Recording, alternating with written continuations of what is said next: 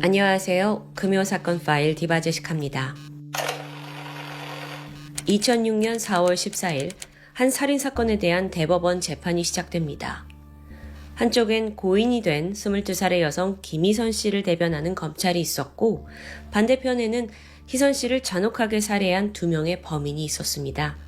22살의 남성 김 씨와 24살의 여성 추 씨였죠. 여러분, 오늘 사건은 내용을 자세히 알면 알수록 눈살을 찌푸리게 합니다. 충격적이게도 피해자는요, 이 두 사람에게 무려 45일간 고문을 받다가 사망했습니다. 심지어 이들은요, 희선 씨한테 둘도 없는 소중한 사람들이었고요. 사건 자체가 너무 끔찍하고 잔혹하지만 어쩐 일인지 대중들에게 잘 알려져 있지 않은 가산동 감금폭행 살인사건. 사실 범인들이 이 대법원까지 오기 전에 이미 1심과 2심에서 각각 17년, 12년형을 선고받았습니다. 그런데 항소를 했고 지금 마지막 대법원 판결만 남아있는 상태예요. 검찰 쪽은 자신만만했어요.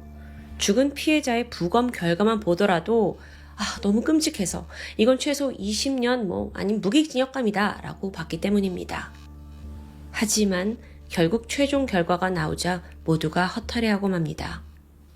판결 내용은 파기환송, 즉 앞서 내린 1심과 2심 결정 그리고 형벌 이거 다 파기하고 이 사건 처음부터 재검토해라 라는 의미예요. 그 이유는 이 두 사람이 살해할 의도가 없지 않았냐 라고 판단했기 때문입니다.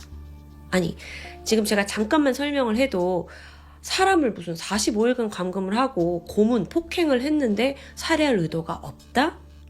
이해하기 힘든 판결이었습니다. 그럼 대체 이들한테 무슨 일이 있었던 걸까요?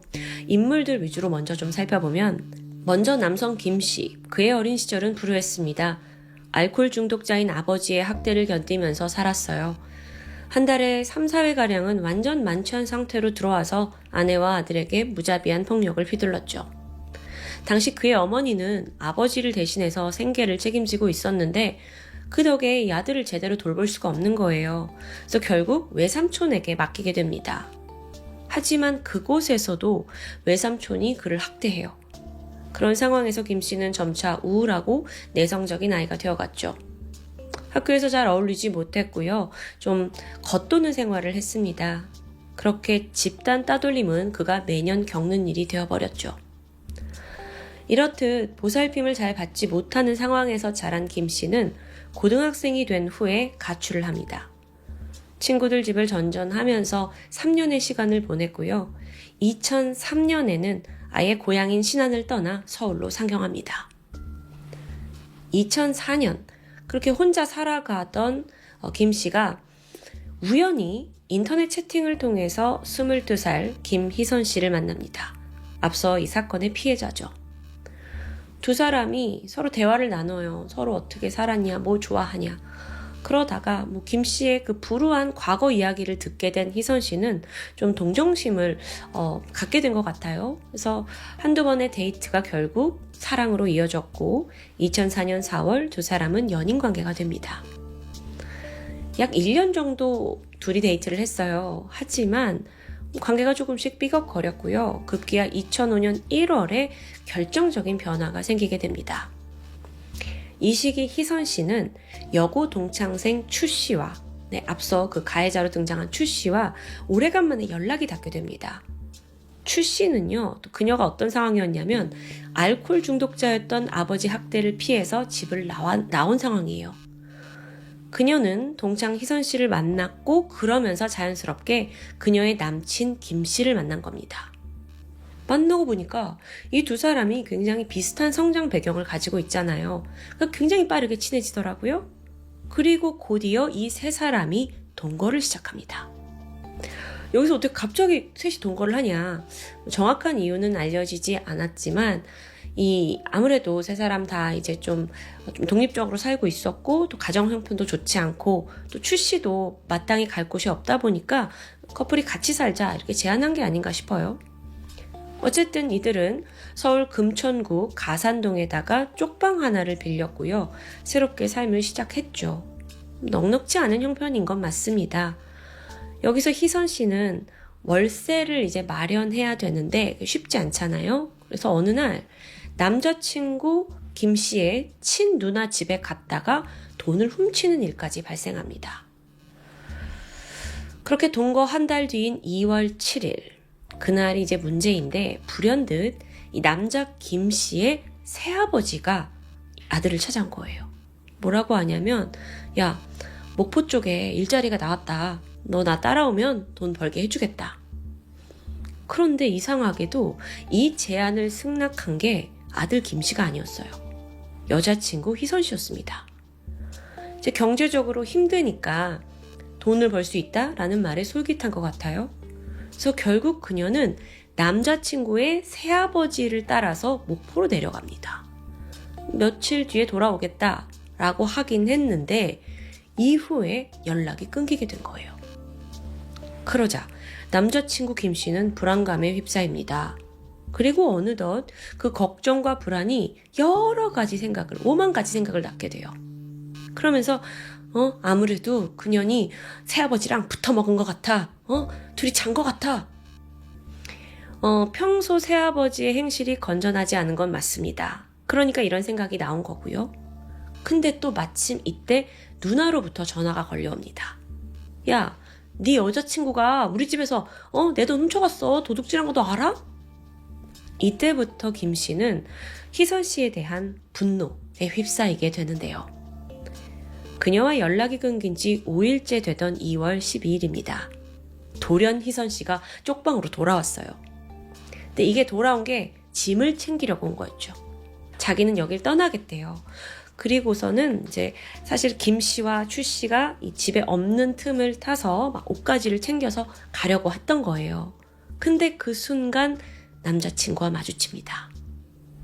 당시 김 씨는 희선 씨에 대한 분노가 극에 달했죠. 그러면서 바로 추궁해요. 너 내 새아버지랑 잤지? 너 죽기 싫으면 반대로 말해! 좀 이게 심하다 싶기도 하잖아요. 뭐 망상인가 할 수도 있는데 사실 그 예상은 적중했었습니다. 새아버지와 여자친구가 잠자리를 가졌대요. 또한 누나 집에서 돈 훔친 것도 사실이었고요. 김 씨는 자기가 의심하던 게 모두 사실이었다는 걸 확인하자 정말 완전히 감정이 폭발합니다. 또 거기에 내재되어 있던 폭력성까지 끼어났죠. 격분한 그는 주저없이 바로 주먹을 휘둘렀고요. 여자친구의 얼굴과 옆구리 수차례 폭행했어요. 희선 씨가 이 집 나가려다가 붙잡혀서 힘없이 쓰러졌고 막 너무 큰 고통에 몸을 가둘 수가 없었습니다. 그런데 김 씨는 여전히 이성을 잃었고 그대로 여자친구의 머리채를 잡고 집 안으로 끌고 들어왔죠. 이후 3일간 그는 희선 씨를 감금한 채 폭행을 이어갔습니다. 근데 이건 시작에 불과했어요. 어느덧 이 한 집에 같이 살고 있던 추 씨마저 폭행에 가담하게 된 겁니다. 사실 그녀는 희선 씨 동창이고 또 더 사이가 가까웠을 텐데 왜 갑자기 그녀를 폭행했는지는 좀 이해하기 어려운 부분이에요. 아무래도 이 남성 김 씨한테 마음이 좀 더 있던 것 같기도 해요. 아니면 우리 둘 다 이제 알코올 중독 아버지 밑에서 자랐다라는 그런 동질감 때문에 김 씨 편에 선 것 같기도 하고요. 근데 사실 이 부분에 대해서 전문가들은 추 씨가 경계성 지능장애를 가지고 있었거든요. 그렇기 때문에 이 결정이 조금 더 일반 사람들과 달랐을 수 있다라고 주장을 합니다. 김 씨가 계속 그녀를 설득했어요. 얘 우리 아빠랑 잔 것도 모자라서 도둑질까지 한 나쁜 년이야. 얘 범죄자야. 이런 년은 때리고 교육시켜야 돼. 여기에 추 씨가 넘어간 거죠. 그리고는 친구 희선 씨를 함께 폭행하기 시작합니다. 그렇게 3, 4일간의 지옥이 이어졌고 어느덧 이 두 사람이 좀 진정이 되는 듯 했어요. 이때 감금되어 있던 희선 씨가 틈을 노렸죠. 살기 위해선 무조건 도망쳐야 하잖아요. 근데 마침 이때 눈에 들어온 게 주방에 설거지거리가 이렇게 쌓여 있더라고요. 그래서 얘들아 내가 설거지 할게 하면서 이걸 핑계로 이 방에서 나가서 주방 쪽으로 가게 됩니다. 그리고 경계가 느슨해졌다고 믿었고 바로 냅다 집 밖으로 뛰쳐나갔죠. 미친 듯 골목길을 달리는데 그녀가 채 200m도 가기 전 빠르게 뒤쫓아온 남자친구 김 씨에게 붙잡혔습니다. 감히 너 어딜 도망가? 막 이러면서 주먹으로 내리쳤고 또 뒤늦게 따라온 추 씨까지 이 공격에 합세해요. 희선 씨는 다시 집 안으로 질질 끌려 들어갑니다. 이후 무자비한 폭행이 또 이어졌죠. 그런데 결국 좀 진정이 된 이 두 사람이 슬슬 걱정이 밀려오게 돼요. 이렇게 한 사람을 폭행을 했는데 얘가 신고하면 어쩌지? 이제야 좀 현실 파악이 된 것 같아요. 그렇게 머리를 싸맨 둘이 아예 희선 씨를 도망가지 못하도록 조치합니다. 옷을 벗겼고요. 문에 자물쇠를 설치해요. 그런데도 여전히 불안한 거예요. 왜냐면 도망간 전적이 있으니까 또 도망가면 바로 경찰에 신고할 텐데. 그러자 이 희선 씨가 도망갈 틈을 아예 만들지 않기 위해서 두 사람이 잠도 번갈아 가면서 계속 희선 씨를 감시합니다. 그렇게 또 며칠이 지나갔죠. 점점 그러다 보니 이 집에 갇혀있는 희선 씨가 좀 익숙하게 느껴졌어요. 그러자 김 씨와 추 씨는 희선 씨에게 그냥 알몸인 채로 집안일을 하라고 시킵니다. 거의 시녀처럼 부리는 거죠. 게다가 매일 저녁 9시가 되면 또다시 폭행, 고문을 자행합니다. 왜 이러냐? 그 이유는 단순해요. 야, 너 왜 집안일 제대로 안 해놨어? 너 왜 우리 밥 안 해놨어? 야, 여기 왜 이렇게 더러워? 너 왜 코 골면서 자? 뭐 그냥 5만 가지 이유를 다 갖다 붙이고 폭행을 하는 거죠. 2월 20일 저녁 9시입니다. 어김없이 두 사람이 그냥 희선 씨가 마음에 들지 않는다는 이유로 또 폭행을 시작했어요. 그리고 그 9시에 시작된 폭행이 다음 날까지 계속 이어졌죠. 그러다가 매일매일 지금 사람을 때리다 보니까 뭔가 방식을 좀 바꿔야겠다고 생각한 것 같아요. 그리고 이 사람들이 둔기를 사용하기 시작합니다. 처음에는 그냥 사이다병 같은 걸로 둘이 번갈아 가면서 머리를 내리쳤어요. 근데 그게 이제 점점 심해지다 보니까 희선 씨 머리가 2cm 정도 찢어져서 피가 흐릅니다. 근데 아랑곳하지 않고 계속 더 폭행을 했죠. 이후로는 철제로 된 그 빨래 건조대 그걸 가져왔어요. 그리고 그걸로 허벅지를 가격하고 내리칩니다. 이때 희선 씨는 이 귀 쪽을 가격당하면서 고막이 찢어지며 또 피가 납니다. 이미 지난 한 달간 계속 이 폭행이 있어서 몸은 지금 멍으로 뒤덮여 있거든요. 치료도 받지 못해서 고름이 터져 나왔고요. 그 당시에 희선 씨는 이건 살아있는 사람이다라고 믿기 힘들 정도였습니다. 그러다 3월 20일 저녁 9시입니다. 9시 두 사람이 또 폭행해야 된다 라면서 방문을 열고 들어와요. 그 당시에 희선 씨는 얼굴이 너무 많이 부어서 눈조차 뜰 수 없었어요. 근데 이들이 뭐라고 하냐면 야, 넌 잠이 오냐? 눈 뜨라고 윽박을 지르는 거예요. 고래고래 소리를 지르는데 희선 씨가 눈을 뜨지 못합니다. 그러자 남성 김 씨가 머리를 잡고 그대로 벽에 내리쳤죠. 그 사이에 옆에 있던 추 씨는요, 방 안에 있던 드라이버로 피해자의 허벅지와 등을 긁어댑니다. 긁어요. 이건 그러니까 고문인 거예요. 그래서 희선 씨가 정신을 잃고 쓰러졌습니다. 그러자 김 씨가 이번에는 그 드라이버를 건네봤더니 피해자의 목을 수차례 그었죠. 정말 온몸이 막 드라이버로 찢기면서 피가 나고 정말 난 이건 못 견디겠다. 차라리 죽는 게 낫겠다라고 생각할 정도였습니다. 그렇게 감금 44일째인 3월 30일 밤 10시 폭행이 정말 정점에 이르렀어요. 피해자가 죽기 직전인 상태였고 김 씨와 추 씨의 발을 잡고 제발 살려달라고 애원을 해요. 나 신고도 안 하고 나 그냥 죽은 듯이 살 거니까 살려달라고. 집에 제발 보내달라고. 희선 씨는요, 몸을 당연히 제대로 가누지 못하는 상태였는데 그럼에도 불구하고 그냥 기어서라도 나가려 했습니다. 안 그러면 죽을 테니까요. 그런데 이때 김 씨와 추 씨는 그녀의 마지막 발악을 즐기기라도 하듯 그걸 막 낄낄대면서 지켜보고 있습니다. 그러다가 먼저 행동에 나선 건 김 씨였죠. 김 씨가 마치 샌드백을 치듯이 주먹으로 얼굴 머리, 복부 막 그냥 보이는 대로 또 막 가격하는 거예요. 계단에 가서 머리채 잡더니 막 내리쳤고요. 희선 씨 정신 잃고 바닥으로 쓰러집니다.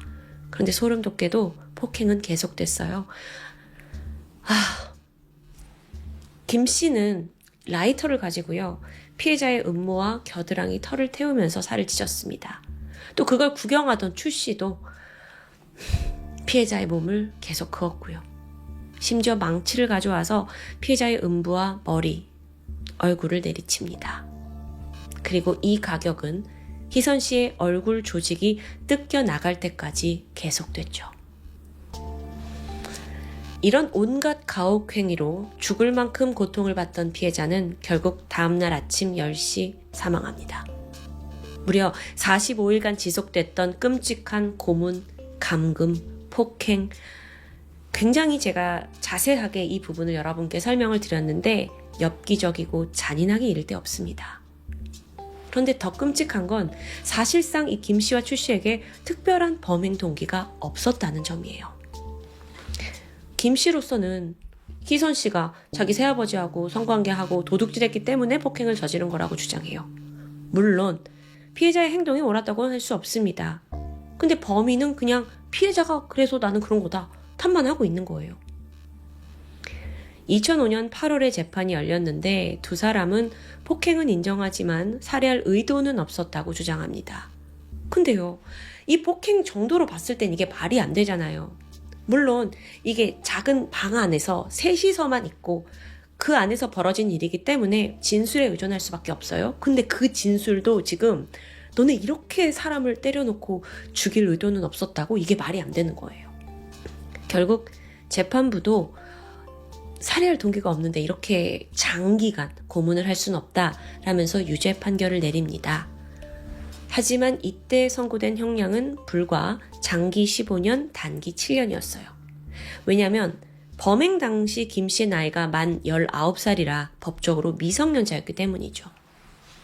추가적으로 또 김 씨가 이전에 강력범죄 전과가 없고 교화의 여지가 있다고 판단했다는데 이어진 2심에서 두 사람에게는 징역 12년이라는 더 낮은 형량이 선고됩니다. 그렇게 대법원까지 오게 된 거예요. 그런데 결과는 허무하게도 파기환송. 대법원은 살인의 의도가 없었습니다 라는 이 두 사람의 주장을 받아들여 준 겁니다. 이게 무슨 근거로 이런 판결을 내리나 너무 궁금한데, 우선 이 여성 추 씨가 경계성 지능장애를 갖고 있었잖아요. 그거를 또 참작을 했고, 또 살해를 하기 위해 애초부터 계획적으로 고문한 건 아니다 라고 말합니다. 거기에 더해서 김 씨와 추 씨 둘 다 어린 시절 학대를 받고 성장한 사람이다 라는 게 재판 결과에 영향을 미친 것으로 보여요. 저는 이게 조금 마지막 부분이 더욱더 이해가 안 되는데, 얘네도 어린 시절 불우했으니까 이렇게 폭행을 한 걸 어느 정도 봐줘야 된다. 단순하게 보면 이런 논리인데 이게 과연 맞을까요? 어쨌든 대법원 파기환송으로 인해서 재판이 다시 진행이 되었고 결국 이들에겐 징역 7년이 선고됩니다. 45일간 끔찍하게 한 사람을 고문하고 살해한 두 악마에게 법마저 손을 들어주었습니다. 그들의 불우했던 어린 시절이, 그리고 남들보다 낮은 지능이 과연 살인을 정당화할 수 있을까요? 이 사건은 굉장히 잔혹한데도 불구하고 잘 알려져 있지 않더라고요. 2024년 현재 김 씨와 추 씨는 형을 모두 마치고 사회로 돌아왔습니다.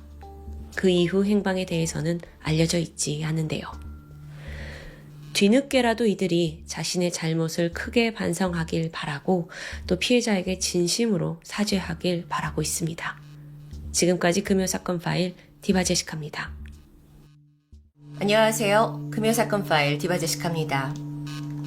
2002년 5월 21일 22살이었던 A양은 부산 괴법동에 있는 태양다방에서 종업원으로 일하고 있었습니다. 그날 A양은 평소처럼 가게를 마무리하고 저녁 10시쯤 퇴근을 하게 되는데요.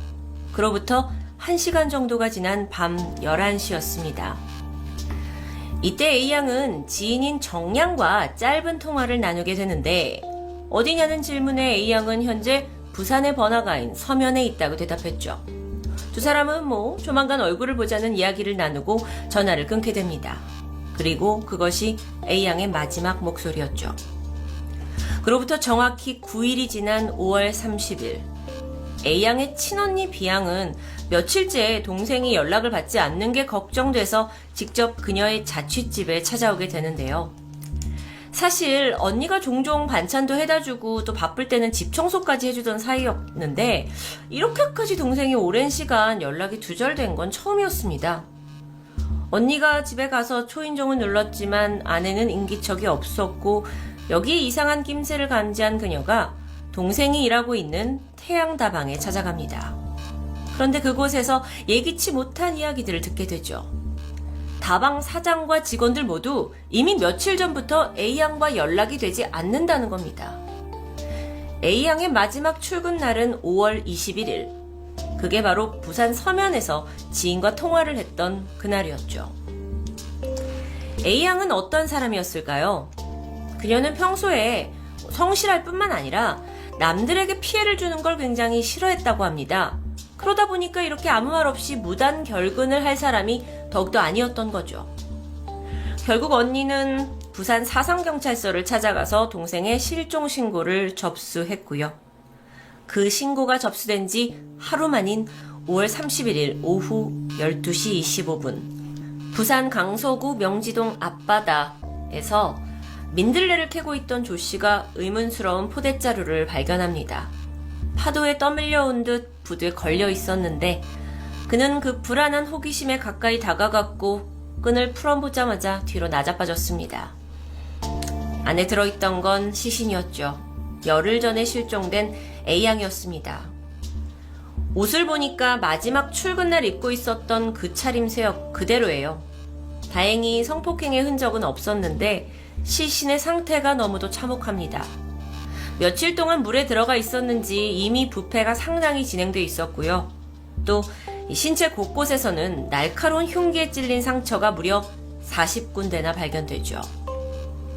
이 사건은 의심할 여지가 전혀 없는 타살 사건입니다. 하지만 수사는 초반부터 난항을 겪게 돼요. 그녀가 어디에서 살해를 당했는지 혹은 어디에서 시신이 유기되었는지 이 범행 장소를 특정할 수 없었기 때문입니다. A양이 발견된 곳은 낙동강 하구 쪽이었는데 그렇다 보니까 이 시신이 강줄기를 타고 떠내려온 건지 아니면 바다 조류에 휩쓸려서 역류해 온 건지 도통 알 수가 없었던 겁니다. 그 와중에 경찰은 우선 이 A양 주변인을 중심으로 용의자 탐문을 시작했고요. 그중 매우 수상한 인물들이 포착되죠. 가장 먼저 A양이 일하던 다방에서 단골 손님이었던 김씨입니다. 김씨와 A양은 서로 호감을 가지고 있었는지 줄곧 연락을 주고받는 정황이 남아있었어요. 하지만 이상하게도 A양이 실종된 직후 김씨의 연락도 끊어져 버린 상황입니다. 그래서 경찰이 김씨를 조회해보니까 심지어 그는 과거에 폭행, 절도 같은 강력범죄 이력까지 가지고 있었고 여기에 경찰은 일단 그를 참고인 자격으로 소환하게 되죠. 그래서 조사를 해보니까 김씨가 이 A양이 실종된 그날 그 시각에 무엇을 하고 있었는지 정확한 알리바이를 대지 못합니다. 정말 그가 이 사건의 범인일 수 있다라는 의심이 강하게 들지만 확실한 물증이나 증인이 없었기 때문에 진범으로 기소하는 것은 불가능했습니다. 그러던 중 수사가 갑자기 급물살을 타게 돼요. 유력한 용의자가 무려 3명이나 신원이 파악이 겁니다. 도대체 어떻게 된 일이었을까요? 전말은 이렇습니다. A양이 실종된 바로 다음 날인 5월 22일에 그녀의 통장에서 상당한 돈이 인출된 정황이 확인됐죠. 그리고 해당 지점의 CCTV를 조회한 결과 나왔습니다. 20대 중반 이렇게 빨간 모자를 눌러쓴 남성이 통장에서 약 290만 원 정도를 인출하는 장면이 포착된 거예요. 자, 그런데 문제는 A양이 통장에서 돈을 인출한 게 이 남성뿐만이 아니었다는 겁니다. 또 있었나요? 네. 나머지 2명의 용의자들은 모두 여성이었습니다. 두 사람은 A양이 일하던 다방에서 좀 떨어진 이 다른 북구 덕천동에서 600만 원을 인출하는 장면이 포착됐죠. 그 과정에서 A양의 적금을 해지한 사실까지 있었습니다. 의심할 수밖에 없는 정황이죠. 불행 중 다행인 건 이 두 여성의 얼굴은 전혀 가려지지 않았고 CCTV에 비교적 또렷이 포착되었다는 점이겠죠. 경찰은 일단 이 모두가 A양과 평소에도 잘 알고 지내는 사이다라고 추측했습니다. 왜냐면 그녀가 평소에 통장을 가방에 넣어가지고 다닌다는 거, 그리고 한 달에 100만 원 이상 꼬박꼬박 저축하고 있다는 사실은 사실 주변 지인이 아니고서는 알기 어려운 사실이죠. 그렇다면 범행 동기는 그 돈을 훔치려고 한 걸 거고, A양의 몸에 있던 40군데의 상처 또한 범인들이 통장의 비밀번호를 알아내기 위해서 그녀에게 고문을 과하는 과정 중에 생긴 수 있는 그런 가능성이 가장 높습니다. 자, 이후에 경찰은 이 3명을 전국적으로 수배령을 내리게 돼요. 그리고 높은 현상금까지 걸게 되면서 제보를 기다리게 되죠. 하지만 안타깝게도 의미 있는 제보는 없었습니다. 그렇게 이들의 행방은 묘연해지죠. 사실 CCTV라는 상당히 구체적인 증거가 남아 있었는데도 불구하고 결국 이 사건은 10년이 넘는 시간 동안 미제로 남아버립니다. 하지만 끝이 아니었죠. 그러던 지난 2016년에 SBS 그것이 알고 싶다 팀에서 일명 태양다방 살인사건이라는 걸 방영한 후에 이 여성 용의자 2명을 검거하는 쾌거를 이루게 돼요. 그러니까 방송을 보고 내가 아는 사람인데? 하고 이제 부산경찰서에 신고를 하게 된 거죠. 이 두 여자는 A양이 살해되던 2002년 당시에 부산의 한 주점에서 함께 일하던 종업원들이었습니다. 그리고 뒤이어서 이 돈을 인출한 남성의 신원도 밝혀지는데 바로 주점의 단골 손님 양 씨였죠. 두 여성 경찰 조사에 불려왔습니다. 그런데 자신들은 그냥 양 씨가 살해금을 준다는 말에 혹해서 심부름을 한 거라고 진술했어요. 그가 자신들에게 A양의 통장을 줘서 적금을 깨고 현금을 인출해 왔을 뿐 그 외에는 아무것도 알지 못한다고 말합니다. 정말 아무것도 몰랐던 걸까요? 이후에 경찰은 양 씨의 소재 파악에 전력을 다하게 됐고 머지않아 검거에 성공하게 되죠. 양 씨는요, 부산의 한 공장에서 노동직으로 근무하고 있었습니다. 조회를 해보니까 이미 수많은 전과가 있었는데 A양이 발견된 지 2달 후인 2002년 7월에 그러니까 사건이 있는 지 2달 후에 미성년자 성매매 알선 혐의로 집행유예 3년을 선고받기도 했죠. 이게 다가 아니에요. 1년 후인 2003년에는 부녀자 강간 혐의를 받았고 10년간 복역을 한 후에 출소했습니다. 그리고 출소한 지 2년 만에 다시 A양 강도살해 혐의로 검거된 겁니다. 하지만 체포된 양 씨는 혐의를 완강히 부인했어요. 그래서 경찰로서는 이제 중요한 건 이 CCTV 속의 인물이 빨간 모자가 양 씨다라는 걸 밝혀야 했습니다. 근데 이게 사진만으로는 좀 어려운 작업이었고 당시 사용된 수표의 필적과 양 씨의 필적이 동일하다라는 결과가 결정적으로 나오면서 혐의가 뚜렷해지죠. 그런데 이때 양 씨가 말을 바꿉니다. 나는 사실 길에서 A양의 가방을 주웠다. 그 가방 안에 수첩이 들어있었는데 수첩에 비밀번호도 적혀있더라. 그래서 나는 통장에 돈을 인출한 거다. 그렇게 되면 이건 단순 강도 사건이 되겠죠. 근데 그거를 인정은 하지만 살인은 저지르지 않았다는 거죠. 자, 그럼 이제 경찰은 그가 살인 혐의가 있는지에 대해서 증거를 모으는 게 핵심이었습니다.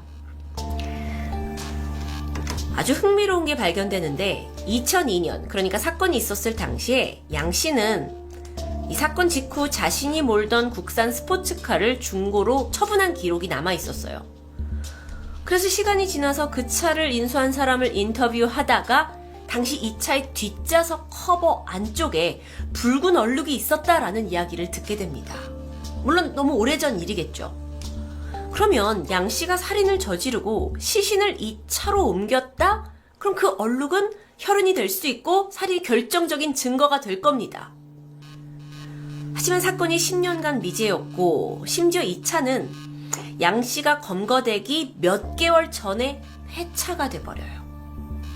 그래서 별다른 소용이 없게 돼버렸죠. 그 외에도 경찰은 계속해서 양 씨의 휴대폰을 살펴보게 되는데 살인죄 공소시효, 공소시효 폐지 같은 범인들이 검색할 만한 그런 단어, 기록이 나옵니다. 하지만 이 기록만으로는 증거로 되게 부족했어요. 그러다 이때 결정적인 사람이 등장합니다. 그 사건 발생 있었을 때 양 씨하고 동거를 했던 이 씨라는 사람이에요. 그녀가 참고인 자격으로 소환이 되죠. 처음엔 자기는 모르는 일이다 라고 잡아뗐는데 경찰이 그녀에게 뭘 보여줬냐면 A양의 그 시신이 담겨있던 자루 사진을 보여줍니다. 그러자 그렇다, 내가 양 씨와 함께 이 마대 자루를 옮겼다라고 자백하게 돼요. 그러니까 그때 당시 살고 있던 동거인도 역시 공범이었던 겁니다. 그렇게 수사가 막바지에 이르렀고 주범 양 씨 그리고 그 나머지 2명 여자의 공범 동거인까지 총 4명이 범행에 다 가담한 사실이 거의 확실시 되었습니다. 자, 물론 여러분 생각해보시면 판결에 있어서 A양이 어떻게 사망했는지에 대해서 직접적인 증거가 없는 게 아니냐라고 생각해보실 수 있어요. 현재까지만 하더라도 CCTV 영상, 필적, 주변인들의 증언, 그리고 정황 증거가 있었죠. 그래서 검찰은 자신감을 보였습니다. 그렇게 2018년 1월 9일에 열린 1심에서 양 씨는 무기징역을 선고받습니다. 이어서 2심에도 결과는 같았죠. 모든 게 순조로웠습니다. 그렇게 대법원까지 올라가서 형이 확정되기 직전 예상치 못한 문제가 생겨나요. 대법원이 이 양 씨에 대한 무죄? 이거를 제대로 밝혀야 되지 않냐? 라는 취지로 사건을 파기환송한 겁니다. 파기환송이란 건 대법원이 이 지난 1, 2심의 판결을 파기하고 다시 한번 검토해봐라 라는 의미로 원래의 법원으로 사건을 돌려보내는 것을 의미하죠. 이게 도대체 어떻게 된 일일까요? 자, 1심, 2심 당시에 양 씨가 무기징역을 유죄를 선고받았던 결정적인 이유는 마대자루를 함께 옮겼다는 그 동거인의 진술이었습니다. 하지만 재판부는 이 진술이 어딘가 좀 구체적이지 않고 뭔가 이 동거인이 자신의 기억으로 재구성한 게 아니냐, 신빙성이 부족하다라고 판단했던 겁니다. 자, 그렇다면 아니다, 얘는 제대로 이제 자백을 한 거다라는 거를 반박하기 위해서는 당시 동거인이 경찰한테 왔을 때 어떻게 진술을 했는지 이 수사 상황을 입증할 만한 증거가 또 필요한 거예요. 근데 여기서 문제가 뭐냐면 경찰이 이 동거인 이 씨를 조사하고 있던 8시간 동안 음성 녹음이나 영상 녹화를 전혀 남겨놓지 않았다는 겁니다. 그래서 결론적으로 그녀의 진술이 객관적으로 믿을만 했던 건지를 밝힐 수 없는 상황이 돼버렸어요. 왜? 그렇게 2019년 7월 11일 파기환송심이 열렸습니다.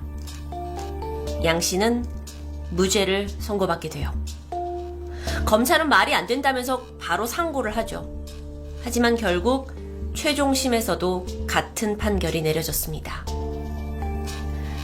이 사건을 해결하기 위해서 10년이 넘는 세월 동안 애써온 사람들은 이 결과에 허탈함과 안타까움을 감출 수 없었습니다.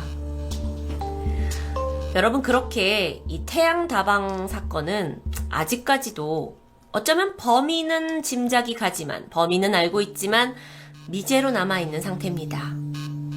그런데 이 사건에서 앞서서 말씀드리지 않았던 아주 중요한 증거 하나가 남아있죠. 바로 양 씨가 직접 내뱉은 범행 자백입니다. 양 씨는 담당 형사와 오랜 시간을 보내면서 사석에서 내가 사실 그날 A와 드라이브를 했다, 차로 집에 데려다주는 과정에서 그녀를 흉기로 찔렀다라고 자백합니다. 그가 자백했을 당시에 모든 상황들은 정황이 꽤나 상세했어요. 그런데 문제는 이 자백은 법원에서 증거로 인정될 수 없다는 겁니다. 형사소송법에 의하면 피고인의 자백이 유일한 증거다. 이런 상황에서는 이걸 보강할 만한 다른 증거가 당연히 있어야 하고요. 게다가 사적인 대화는 법적 증거로 쓰일 수 없기 때문이죠. 양 씨는 이 사건에서 검거가 되기 이전에 이미 오랜 수감 생활을 한 사람입니다. 그래서 법의 허점을 잘 알고 사석에서는 형사들에게 마치 다 자백을 한 것처럼 술술 말을 하다가도 다시 공석에 와서 오피셜하게 왔을 때는 절대 그런 적이 없다면서 소위 형사들을 물먹였던 것으로 보여요. 이렇게 유력한 용의자가 범행을 자백했음에도 불구하고 결국 무죄로 풀려나게 된 안타까운 현실에 참 당황스럽죠. 이 사건을 통해서 살인사건의 판결에 있어서는 직접 증거의 중요성 당연하고요. 그리고 그 수사 과정에 있어서 더욱더 치밀함이 더해져야만 우리가 범인을 검거할 수 있다라는 걸 관계된 모든 사람이 뼈저리게 배웠습니다. 태양다방 살인사건 아직은 미제로 남아있지만 부디 그 진범이 죗값을 받을 수 있게 되길 진심으로 바라봅니다. 금요사건 파일 디바제식합니다.